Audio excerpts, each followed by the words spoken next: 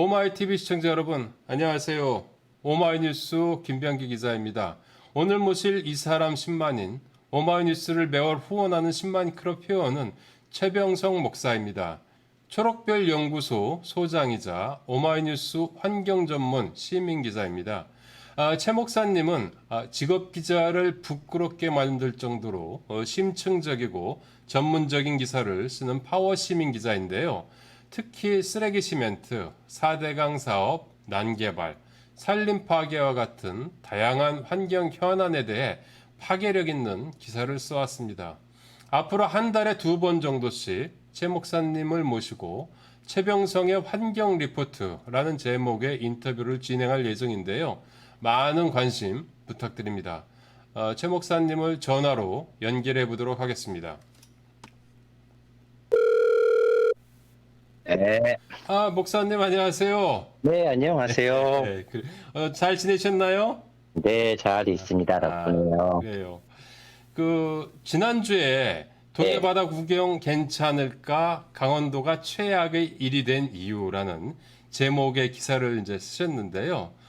저는 그 휴가지에서 그 기사 보고 깜짝 놀랐습니다. 네. 제가 지난주에 강원도에서 휴가를 보냈거든요. 우선 이 강원도가 어떤 면에서 최악 1위인지 말씀해 주시면 어떻겠습니까? 매년 환경부가 예. 전국의 이제 대형 공장들 예. 826곳의 공장에 이제 TMS 굴뚝의 자동 오염 측정 장치를 통해서 대기 오염 물질이 발생하는 것을 이제 측정하고 있거든요. 그런데 우리나라 제일 심한 곳이 이제 화력 발전소가 많은 이제 충남이 1위였고요. 그거의 근소한 차이로 아주 근소한 차이로 이제 강원도가 2위였죠. 근데 그렇군요. 근데 강원도에 뭐 특별한 오염원이 그렇게 많지는 않은데 강원도는 아무리 다녀봐도 없죠. 왜 그런 거죠? 바로 이제 그 원인이 이제 환경부의 제도도 잘 나와 있는데요. 강원도는 아무리 다니면 또 우리는 청정강원 생각하잖아요. 그렇죠. 그래서 강원도 계곡, 산과 계곡과 바다에 놀러 가고. 맞아요. 근데 어떻게 강원도가 이렇게 오염도시일까? 환경부 자료에 보면 특히 또 이제 아까처럼 이제 그 전체 TMS 중에 황산화물, 질산화물, 먼지 3가지만 측정하면 강원도가 1위거든요. 그래서 근데 그 왜 그럴까라고 하면 황산화물, 질산화물, 먼지 이 3가지만 따로 계산을 했는데 환경부가 그 3가지만 계산하면 강원도가 1위예요. 그래서 강원도가 심각한 현실인데. 근데 강원도에 화력 발전소 뭐 이런 게 많은가요? 아니요. 그 동해 화력이 있고요. 인제에 강릉에 하나 짓고 있고 삼척에 하나 짓고 있죠. 가장 주 원인이 이제 시멘트 공장. 그렇군요. 동해에 있는 쌍용시엔이 그래서 옛날 쌍용 양해죠. 그다음에 삼척시에 있는 삼표 시멘트. 그다음에 강릉에 있는 한라 시멘트 딱 공장 3개. 그다음에 영월에 강원도 영월군에 쌍용 공장이 하나 있고, 그다음에 그 현대 한일 시멘트가 있어요. 그 공장이 딱 5개가 무려 강원도에서 배출되는 환경 오염의 85.7%. 와. 어마어마한 거지. 공장 5개밖에 안 되는데. 그 공장이 그 정도밖에 안 되는데 어떻게 이렇게 된 거죠? 시멘트 공장의 환경 오염이 너무 심각하기 때문에 그래요. 그래서 정말 너무 많은 유해 물질들을 시멘트 공장이 뿜어내도록 환경부가 그동안 방치해온 덕에 강원도가 전국의 1위가 될 만큼 환경 오염 도시가 됐다라고 할 수 있는 거죠. 그 이번 기사에서 보면은 환경부 이 통계 이번 뭐 최악 2위로 꼽힌 그 내용을 좀 살펴보면서 그 환경부 통계의 그 문제점도 이렇게 지적을 하셨던데요. 어떤 문제가 있는 건가요? 사실은 이제 여기 보면은 이제 환경부가 7가지 공장에서 배출되는 7가지 항목을 이제 통계를 냈어요. 가령 어떤 것들입니까? 먼지, 황산화물, 질산화물, 염화수소, 불소, 암모니아, 그다음에 일산화탄소. 그런데 시멘트 공장은 딱 3가지만 했어요. 먼지, 황산화물, 먼지, 염화수소, 그다음에 그 질소산화물 이렇게 딱 3가지만. 딴 데는 그 7가지를 했는데 그 여기가 시멘트 공장 같은 경우는 세 가지만 했다는 거죠. 그 이유가 뭔가요, 그러면? 이제 그 시멘트 공장의 특성이다. 다른 이유로 시멘트 공장에서 다른 유해 물질을 뿜어내지 않기 때문이 아니라, CO가 다른 데는 뭐 소각장 같은 경우는 50도 안 되거든요. 그런데 시멘트 공장에서 뭐 CO요. CO라면은 이산화탄소. 네. CO2는 이산화탄소고, 일산화탄소. CO는 일산화탄소인데요. 그 일산화탄소 중독에서 사람들이 사망하잖아요. 그렇죠. 유해 물질이기 때문에 환경 규제를 하는 건데, 소각장에는 50ppm이 기준인데, 그 시멘트 공장은 기준 자체가 없어요. 그런데 1000ppm, 20ppm, 2000ppm을 뿜어내고 있죠. 근데 그런 거는 시멘트 공장의 특성이라는 이유로 그 통계에도 잡히지 않고 있다라는 거예요. 어떤 특성 때문에 그런 거죠? 이제 환경부가 국민을 속여온 건데요. 시멘트 공장에서 CO가 발생되는 것은 그 시멘트 이렇게 만들잖아요. 석회석을 불에 태워서 만드는 거잖아요. 그렇죠. 석회석이 분해될 때 CO가 발생해요. 그런데 석회석 때문만 발생하는 게 아니라 요즘 우리 쓰레기 시멘트라고 그렇죠. 뭐 온갖 쓰레기를 다 거기에 집어넣죠. 폐플라스틱, 폐합성유지, 폐타이어, 폐비닐, 폐유, 온갖 쓰레기들이 시멘트 공장에 들어가잖아요. 그렇죠. 소속모 시멘트의 온도가 높다고 해서 완전 분해된 게 아니라 불완전 연소가 돼요. 이렇게 불완전 연소가 될 때 CO가 발생하죠. 그래서 CO가 과다 발생하고 있는 원인이 이제 이 쓰레기 문제도 중요한데 CO 규제를 하게 되면 이제 뭐 쓰레기를 뭐 수각을 못 하니까 CO를 시멘트 공장의 특성이다라는 이유로 CO 규제를 없앴던 거죠. 그렇군요. 그 다른 공장들 같은 경우는 이 TMS가 다 달려 있잖아요. 이 굴뚝에 환경오염 물질 배출 감시하는 시멘트 공장 같은 경우는 그런 게 없는 건가요? 시멘트 공장도 있어요. 달려 있어요. 그런데 문제는 이런 데 있어요. 시멘트 공장의 특징은 일단 구조상, 공장의 구조상 병렬식이에요. 굉장히 이렇게 공장이 크죠.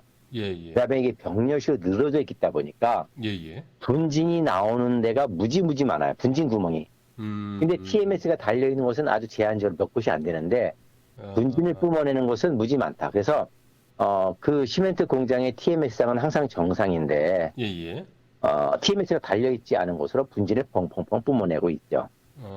환경부는 TMS만 보면서 정상이다 라고 하고 있고, 시멘트 공장도 우리는 TMS 기록을 내면서 우리는 이렇게 깨끗하다라고 국민을 속여오고 있는 것이죠. 그렇군요. 그 다른 나라 같은 경우는 뭐 시멘트 공장을 뭐 어떤 식으로 우리나라처럼 이렇게 관리를 하고 있는가요?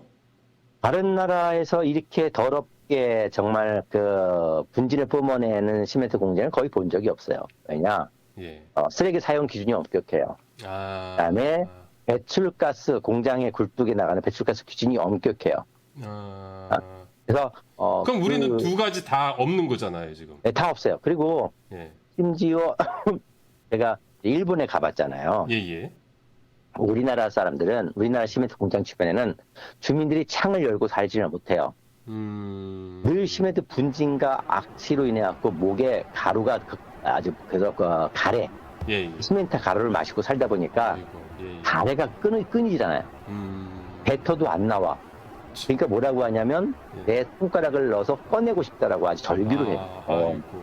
진폐증, 만성 폐성 폐질환 이렇게 시달리고 살아가고 있는데 창을 못 열고, 그런데 일본 갔더니요 세상에 깜짝 놀란 건 시멘트 공장 옆에 집들마다 다 창문이 열려 있고 하얀 빨래가 널려 있어요. 지붕에 분진 하나 없어. 공장 안에 들어가 봤는데 공장 안 마당이 깨끗해. 마치 항상 물 청소를 한 것처럼 깨끗해요. 그럼 쓰레기를 그쪽은 안 태우는 건가요? 일본도 쓰레기 사용합니다. 그런데 안전한 기준과 사용량 등이 잘 정해져 있고 관리를 잘하기 때문에 그래요. 그런데 우리는 그냥 쓰레기로 돈 버는 데만 혈안이 돼 있어가지고 관리도 엉망, 정말 말이 안 되는 이거는 환경. 그럼에도 불구하고 중국, 우리가 이제 중국 이야기 많이 하잖아요. 환경 후진 국가라. 라고 하는데요. 이제 우리가 이제 미세먼지 많이 이야기하죠. 그렇죠. 미세먼지는 발암 물질이에요. 예, 예. 세계 보건기구가 정한 발암물질인데요. 그렇죠. 예, 예. 이 미세먼지가 어디서 나오냐면 질소산화물이라는 공장의 그 배출 가스가 나와서 대기 중에 변환되면 이게 미세먼지예요. 초미세먼지, 예, 발암물질이 예. 되는데 예, 예. 우리나라에서 질소산화물을 가장 많이 배출하는 공장이 어디냐? 시멘트 공장이에요. 우리나라 제1위예요. 질소산화물 배출이. 예. 그런데 우리나라는 그 기준이 얼마냐면요. 270ppm이에요. 그럼 중국은 환경 후진국이긴 시멘트 공장은 중국의 시멘트 공장 무지 많잖아요. 예, 그렇죠. 세계 1위입니다. 시멘트 생산량이. 예, 예. 그러면 중국은 그 질소산화물 기준을 어떻게 할까? 정부 중앙 환경성 배출가스 기준은 한 100ppm 돼요. 우리나라의 3분의 1밖에 안 되죠. 그렇죠. 3분의 1이네요. 예, 예. 그런데 놀라운 건 예, 예. 지방 정부가 더 강하게 규제하고 있다는 거예요. 장수성, 수찬성 다 이렇게 기준을 봤더니 예, 예. 중앙 정부는 100 ppm 정도인데 예, 예. 지방성은 24.6ppm으로 더 전 세계에서 최고 강한 규제를 하고 있어요. 강력한 규제를 하고 네. 그러면 24면은 우리보다 지금 몇 11배, 11배, 11분의 1배예요. 11분의 1. 예. 이렇게 대한민국 시멘트 공장은 예, 예. 전 세계에서 정말 가장 후진국의 환경 후진국이다. 이런 후진 시멘트 공장에서 만든 쓰레기 시멘트에 우리가 살아가고 있다라는 게 가장 슬픈 현실인 거죠. 그러면 환경부는 어쨌든 지금 뭐 제 역할을 못 하고 있는데 그 지방 정부라도 좀 강력하게 뭔가를 한다면은 가능할 수도 있겠네요. 조금은 그래도. 일본도 환경부가 만든 자료에 보면 일본도 중앙정부보다 지자체가 더 강력하게 규제하고 있다라고 하고 있고요. 중국도 중앙정부보다 지자체가 하고 있다라는 거예요. 그런데 우리는 예. 지자체들이 시멘트 공장의 눈치만 보면서 환경부가 해주기만을 바라고 있는 게 우리나라의 현실이죠. 그래서 참 너무 비참해요. 아직도 이런 현실이라는 게 환경부는 쓰레기를 시멘트 공장을 통해서 치우니까 예, 예. 오히려 시멘트 기업들의 수많은 특혜들을 부여하면서 환경 오염을 주장하고 있죠. 환경 규제를 누가 만들어요? 환경부잖아요. 환경부가 만들겠죠. 환경부의 권한이에요. 예, 예. 그래서 그 권한을 갖고 있다는 이유로 예, 예. 온갖 다른 공장들은 그런 규제를 해 나가면서 예. 시멘트 공장들은 쓰레기를 치워준다라는 고마움 때문에 예, 예. 오히려 환경 오염을 일으키도록 온갖 특혜를 부여하고 있는 게 환경부다. 시멘트 공장은 또 쓰레기를 그렇게 소각하면서 돈도 벌고 있지 않나요? 엄청난 돈을 벌죠. 쓰레기를 쓰지 않으면 대한민국의 시멘트 공장들은 예, 예. 당장 부도예요. 지금 대한민국에서 시멘트 공장들이 유지되고 있다라는 예, 것은 예, 예. 쓰레기를 가져오면서 받은 쓰레기 처리비로 예, 연명하고 있다라고 예, 예. 할 수 있는 거예요. 그래서 시멘트를 만들어서 시멘트를 판 돈을 그 이익으로 시멘트 공장이 돌아가는 게 아니라 그래요? 예, 정말 비참하고 슬프죠. 쓰레기 그러니까 처리하는 어마어마한 곳이네요. 쓰레기 처리비를 받아 그래서 그렇게 아주 목숨 걸고 쓰레기를 쓰느라고 날린 거예요. 그렇군요. 그 환경부에 하고 싶은 말이 많을 듯 합니다. 그 네. 환경부에 그 바라는 바가 있다면 어떤 건가요?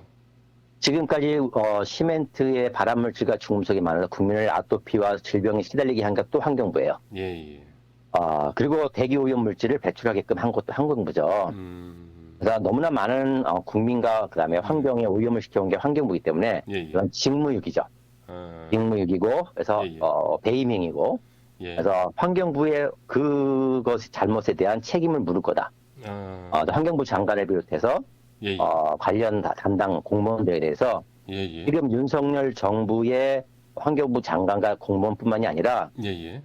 문재인 정부의 예, 예. 이전 변명래 장관과 한정희 장관 역시 예, 예. 이 부분을 제가 개선하라고 분명히 요구했거든요. 예, 예. 하지 않은 거에 대해서 분명히 그 책임을 물을 거다. 뭐 어떻게 소송을 한다는 의미인가요? 환경부엔 이 잘못된 제도의 소송뿐만이 아니라 고발까지도 생각을 하고 있다. 지역 주민들과 함께 지역 주민 더 이상 환경부의 잘못으로 인해서 지역 주민들이 왜 환경부의 잘못으로 인해서 지역 주민들이 피해를 봐야 할 이유가 없잖아요. 그렇죠. 그래서 이런 부분에 대해서 책임을 묻는 일까지 아마 진행하게 될 거예요. 어쨌든 그 매번 그 목사님이 쓴 글을 보면서 직업 기자인 저 같은 경우도 좀 부끄러움을 많이 느끼게 되는데요. 어쨌든 이번에 보니까 또 그 오마이뉴스 같은 경우는 독자들이 그 기사를 보면은 기사를 보고 이제 직접 원고를 줄 수 있는 좋은 네. 기사 주기 시스템이 있잖아요. 네. 특허까지 이제 받았는데요.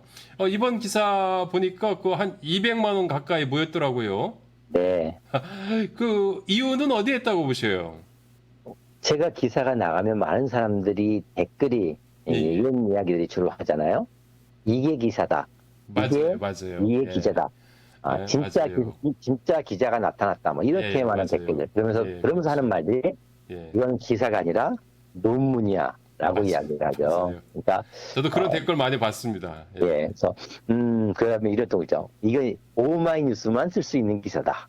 그렇군요. 그러니까 독자들이 볼 때 우리 흔히 인터넷 그러면 예, 예. 짧은 기사, 인터넷에서는 짧은 기사만 사용된다라고 하잖아요. 예, 그렇죠. 그런데 제 기사는 정말 길죠. 네, 맞아요. 엄청 그런데 길어요. 예. 그 엄청 긴 기사를 독자들이 보고 예. 동의하고 이게 예. 진짜 기사다라고 하는 것은 이런 기사에 그 독자들이 목말라 있었다라는 거겠죠.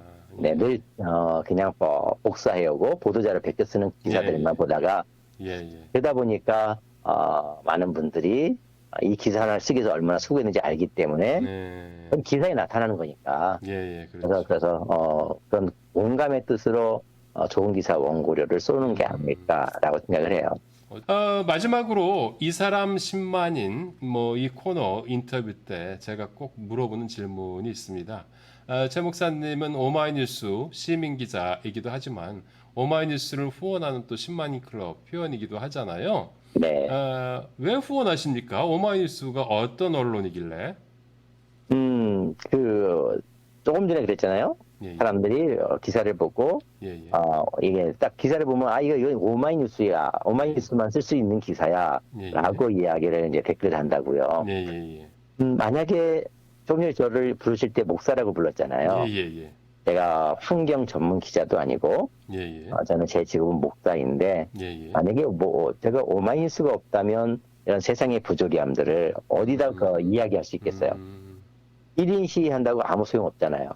그렇죠. 왜 문제점과 원인을 현장을 파헤쳐서 고발할 수 있는 곳이 있다라는 것. 그래서 오마이뉴스가 가진 장점이고 그다음에 누구나 목사인 저도 이렇게 문제점을 인식하는 것에서 기사를 써서 보내면 톱뉴스에 올라갈 수 있다라는 게 그런 열린 공간, 어떤 대체 언론의 혁명이 바로 오마이뉴스이기 때문에 그 소수에게 주어졌던 언론 권력이 아니라 글을 쓰고자 하는 누구나 모든 사람에게 언론이라는 권력을 열었다라는 것 때문에 제가 오마이뉴스의 기사를 쓰는 거고요.